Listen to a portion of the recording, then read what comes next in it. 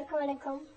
இன்னைக்கு நம்ம ரொம்ப ஈஸியா ரொம்ப ஃபாஸ்டா செய்யக்கூடிய ஒரு பேன் கேக் எப்படி செய்யலாம்னு பார்க்கலாம். ஈவன் 2-3 மினிட்ஸ் அவ்வளோதான். நம்ம பேட்டர் ரெடி பண்ணி ப்ரிப்பேர் பண்ண ஸ்டார்ட் பண்ணிடலாம். நெக்ஸ்ட் ஒரு மிக்ஸி எடுத்துக்கோங்க. ஒரு மிக்ஸியில வாழைப்பழம் போட்டுக்கோங்க. அது நல்லா பழுத்த பழமா இருந்தா ரொம்ப நல்லது. பழக்காட்டி கூட ஓகே.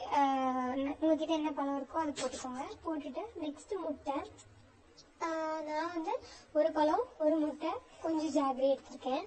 அதுக்கப்புறம் அதுக்காக கொஞ்சம் அளவுக்கு பால். எதுவுமே அளவில்லை, நமக்கு எவ்வளோ தேவைன்னு நம்ம ஃபீல் பண்ணுறோம் அவ்வளோ போட்டுக்கலாம். மாவுமே அவ்வளோதான்.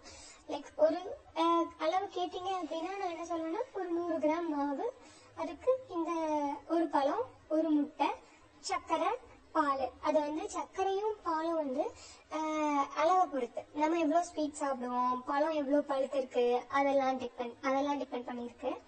நெக்ஸ்ட் ஒரு மிக்சியில போட்டு ஒரு ஓட்டி எடுத்துக்கோங்க. அவ்வளோதான்.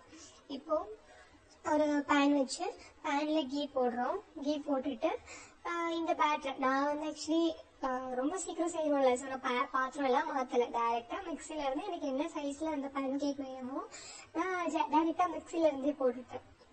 அவ்வளவுதான். மூடி வைங்க. மூடி வச்சு லைட்டா மேல வெந்த மாதிரி தெரியும். அப்போ நீங்க அதை பரட்டி போட்டுக்கலாம்.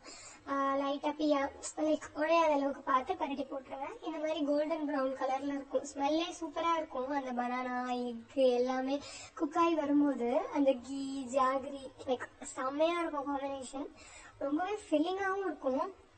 அண்ட் ரொம்ப ஈஸி கூட. எதுவுமே இப்போ சமைக்கிறதுக்கு நமக்கு செய்ய முடியல அப்படின்ற பட்சத்துல டக்குன்னு இது செஞ்சிடலாம்.